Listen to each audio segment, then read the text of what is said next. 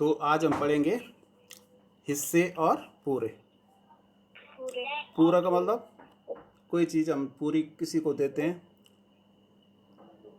या अगर उसका हिस्सा करके देते हैं तो ये हम समझेंगे हिस्से क्या होते हैं, पूरा क्या होता है। अब यहाँ पे सबसे पहले झंडे की बात कर रहा है। हम तुमने हमारे देश का झंडा देखा होगा। क्या तुम जानते हो झंडा कैसे बनाया जाता है? एक आयत बनाओ जिसकी लंबाई 9 सेंटीमीटर। आपने कॉपी में बनाना है, ये कल मुझे करके दिखाना है। आयत बनाना है लंबा 9 सेंटीमीटर लंबा और 6 सेंटीमीटर चौड़ा। ठीक है ना भाई? इसके 3 समान भागों में बांटना है, जैसे हमारे झंडा बंटा है ऊपर से। सबसे ऊपर कौन सा कलर होता है? कलर कर केसरिया होता है। क्या होता है? तो सबसे ऊपर आप लोगों ने केसरिया रंग पिलाना है। ठीक है। अब यहाँ पे मैं कोशिश कर, तुम ये वीडियो देख के करना। और सबसे नीचे होता है हरा, तो नीचे ग्रीन पिला लेना। देखो ये चूज हो नहीं रहा है सही कलर मेरे हाथ से। यहाँ पे ये ग्रीन कलर करना है। अब बीच में कौन सा कलर होता है? वाइट। इसके अलावा क्या होता है? एक झंडे के बीच में कुछ और होता है कि नहीं होता? चक्र होता है ना? क्या होता है? चक्र। उस चक्र के अंदर कुछ तीलियां होती हैं भाई। क्या किसी को पता है कितनी तीलियां होती हैं? वेरी गुड भाई। कितनी होती हैं? 24। तो तुमने भारत का झंडा इस तरह से बनाना है अपनी कॉपी में। ठीक है, सजा के। हमारे झंडे का ऊपरी भाग 1/3 हिस्सा केसरिया रंग का है। बीच के 1/3 भाग का रंग क्या है? अब तुम 1/3 जानते हो? 1/3 का मतलब क्या होता है? कोई बता सकता है 1/3 किसे कहते हैं? हाँ बोलो बोलो, घबराना नहीं है बस। 1/3 का मतलब 3 हिस्सों में से एक हिस्सा। हेलो, हाँ क्या 1/3 का मतलब क्या होता है? 3 हिस्सों में से एक। सब क्यों नहीं बोल रहे हैं? 3 हिस्सों में से एक हिस्सा। तो बीच का 1/3 भाग का रंग क्या कौन सा है? सफेद। सफ़ेद है। तो हम कहेंगे कि हमारे झंडे का 1/3 भाग केसरिया है, 1/3 भाग सफ़ेद है और 1/3 भाग हरा। अशोक चक्र तुम कहाँ बनाओगे? बीच में। अशोक चक्र बीच में होता है। झंडे के कितने भाग को तुम हरे रंग से भरोगे? तो हरे रंग वाला भाग कितना बताया मैंने? 1/3। क्या सफ़ेद रंग का झंडा 1/3 भाग से कम है, क्यों? अच्छा ढंग से देखें, अगर हम पूरा बराबर हिस्से में बांटेंगे तो क्या जो बीच वाला सफ़ेद हिस्सा है वो भी 1/3 होगा या 1/3 से थोड़ा कम होगा? बताइए तो। कोई बता सकता है? 1/3। हाँ मोटा मोटा तो 1/3 ठीक है, लेकिन एक्चुअली में उसमें काला काले रंग का चक्र भी तो है, तो उतना तो कम हो गया ना 1/3 से। समझ में आया? तो ये इसका आंसर आप लोग क्या लिखेंगे कि सफ़ेद वाला भाग 1/3 से थोड़ा कम है क्योंकि उसमें काले रंग का अशोक का चक्र है। अशोक चक्र। ठीक समझ में आ गया? अब देखो इस झंडे को देखो, इसका कितना भाग काला है। ये देखो, तो अब अफगानिस्तान का झंडा दिखाई दे रहा है तुम्हें? तो काला भाग कितना दिखाई दे रहा है? 1/3। तो वेरी गुड, यहाँ पे लिखना 1/3।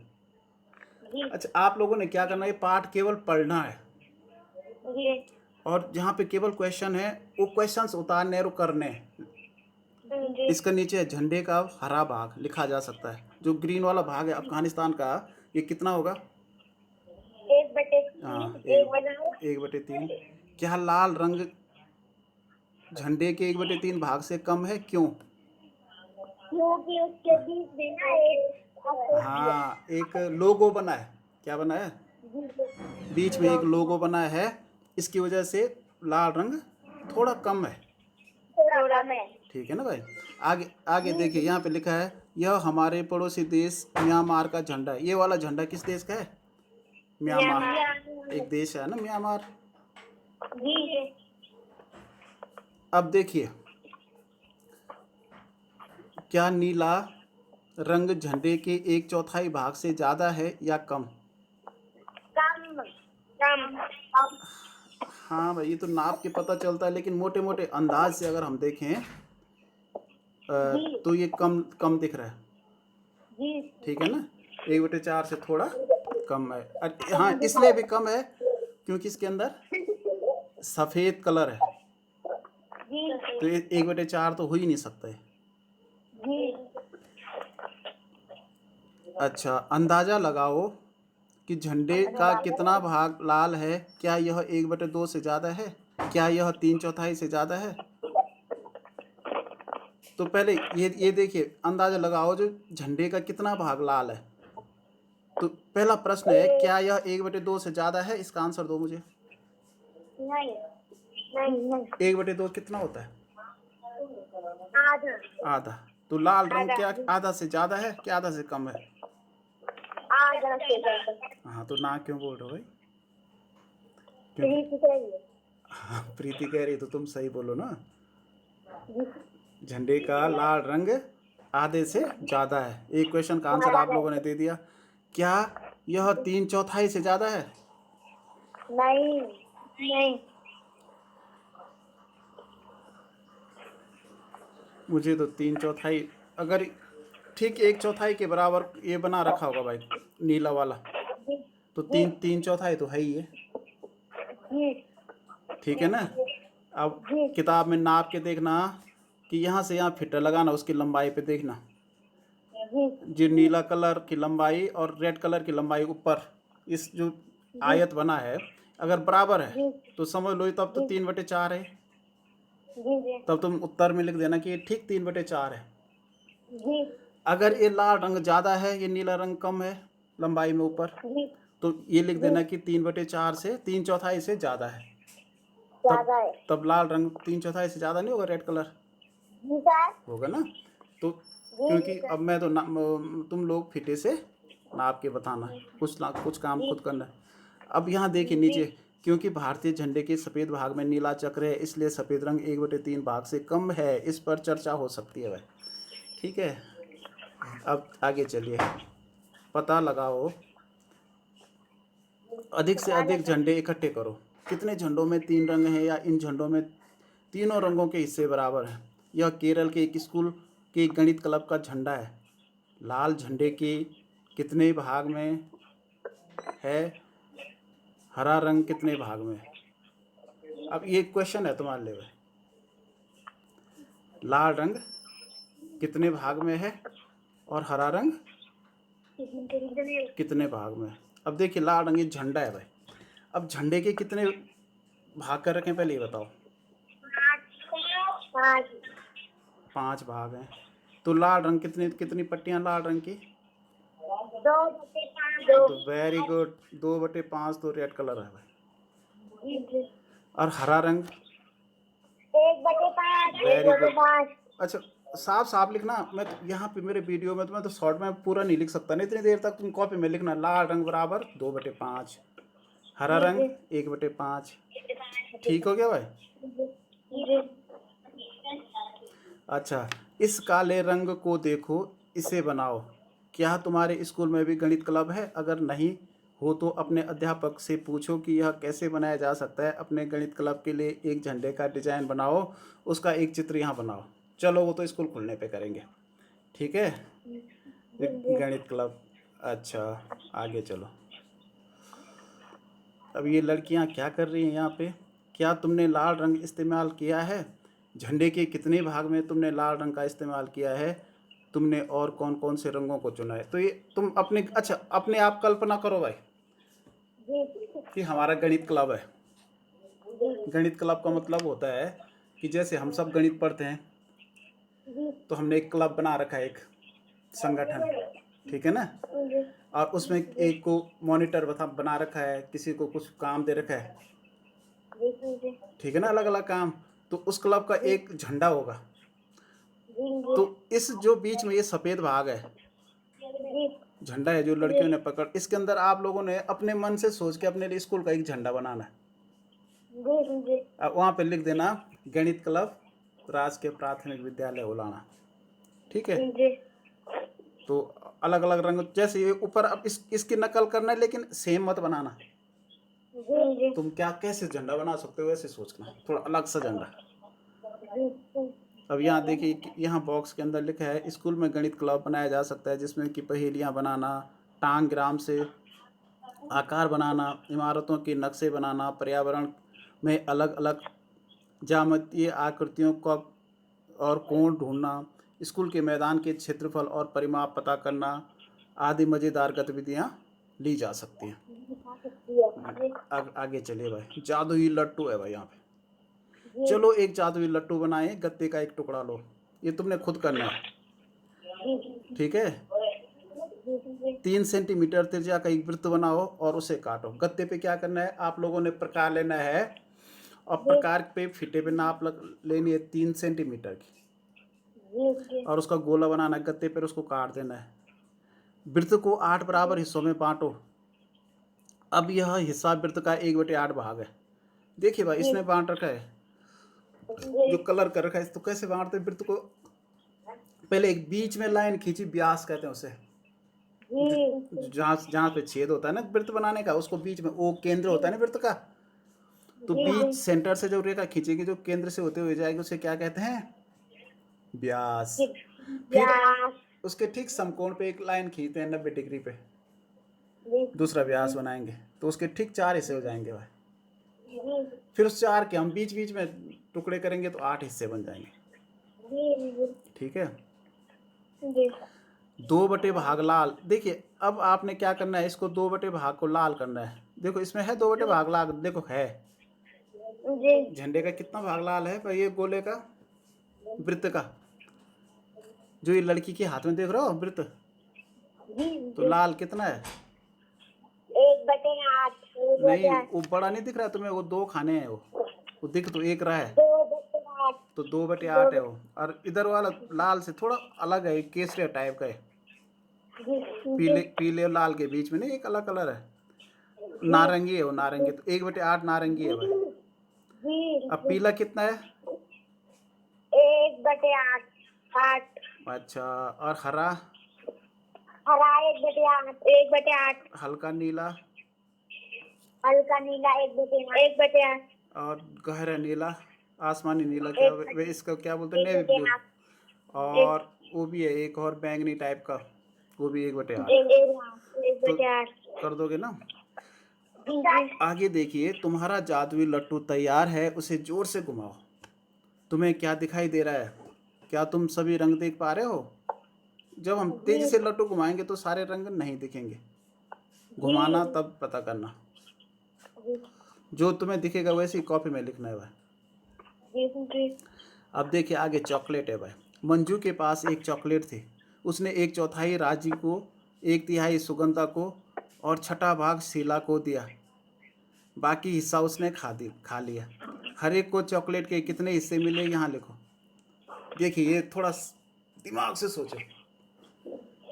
उसने चॉकलेट पहले रानी को दी भाई, 1/4 दिया, ध्यान से सुनो, रानी को कितना, 1/4 अब ये हैं 4 लड़कियां हैं ये, तो चॉकलेट किसके पास है, पहले इसको ध्यान से समझो, किसके पास है चॉकलेट, मंजू के पास है। 1/4 राजी को दे दिया, और 1/3 सुगंधा को दिया, और छठा भाग शीला को दिया। छठा भाग मानी, छठे भाग का मतलब, तो 1/3 मतलब 1/3 हो गया भाई, इस राजी को दिया। सुगंधा को ने 1/4 दिया पहले राजी को, 1/3 सुगंधा को, और 1/6 शीला को। शीला कैसे को। की, अब कैसे देगी? तो कोई बता सकता है कैसे किया उसने? अगर वो पहले 1/4 कर देगी, मतलब 4 चॉकलेट को 4 हिस्सों में बांटेगी वो, जी जी तो फिर 1/3 कैसे करेगी फिर? देखिए, क्योंकि देखिए इसको दिमाग से सोचो, क्योंकि उसने 1/3 दिया, 1/4 दिया और 1/6 दिया। जी जी तो इसका मतलब हिस्से अगर वो 6 करेगी तो 6 से भी 1/4 नहीं निकलेगा। जी तो पहले हमने क्या करना पड़ेगा, हिस्से बराबर करने पड़ेंगे नीचे के, जी जी मतलब इसका लॉस निकालना पड़ेगा। जी लॉस किस किस को आता है? मैं हाँ, तो मतलब जहाँ जहाँ पे ये तीनों हिस्से निकल जाएं, तो जैसे 6 कम 6, 6 दूने 12। 12 तो देखो 12 मतलब 4 का भाग भी 12 में जा रहा है जी क्या? 4 हाँ, तो देखिए 1 2 3 4 5, इसने देखो ये कर रखे हैं, ये चॉकलेट के 12 भाग कर रखे हैं। देखो जी उसने बहुत आसान कर रखा है काम। चॉकलेट का चित्र दिखाई दे रहा है? इसके 12 भाग कर रखे हैं। अब 12 में से उसने 1/6 तो दे दिया। 6, अगर 1/6 जिसको देना था उसको कितना मिलेगा भाई? मतलब 6 टुकड़ों में से एक टुकड़ा देना है ना। जी अगर टुकड़े 12 हो तो कितने मिलेंगे तब?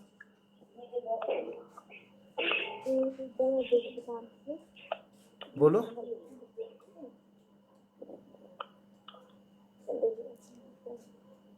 अरे सोचो, अगर इतनी देरी थोड़ी करेंगे तो करनी है। चॉकलेट के अगर 6 टुकड़ों में से एक टुकड़ा मिल रहा है, अगर हम चॉकलेट के 12 टुकड़े करेंगे तो कितने टुकड़े मिलेंगे? 1/2। अब 2 टुकड़े नहीं मिलेंगे। जब 6 टुकड़ों में से तुम्हें एक मिल रहा है तो 6 टुकड़ों में से मतलब 12 टुकड़ों में से कितने मिलेंगे? 2 मिलेंगे। क्यों क्यों नहीं बोल रहे हो? सब सब सब क्यों नहीं बोल रहे? अनूप जी क्यों नहीं बोल रहे बेटा?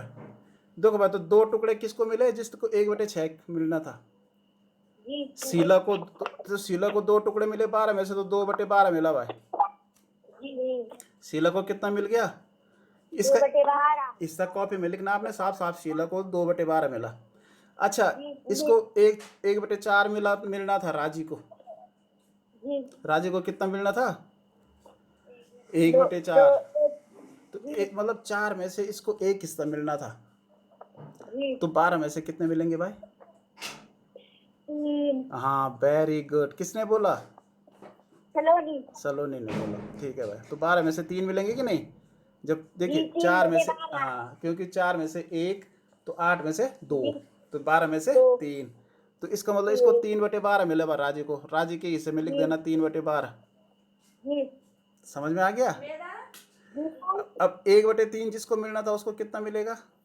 क्योंकि उसको, हाँ, 4 हिस्से मिलेंगे। कितने मिलेंगे? 4 हिस्से। तो 4 हिस्से वाले को हम अलग कलर कर देते हैं। यहाँ पे 1 2 3 4 हिस्से हो गए भाई। तो इसका मतलब 1/3 किसको मिलना था? नाम बताओ उसका।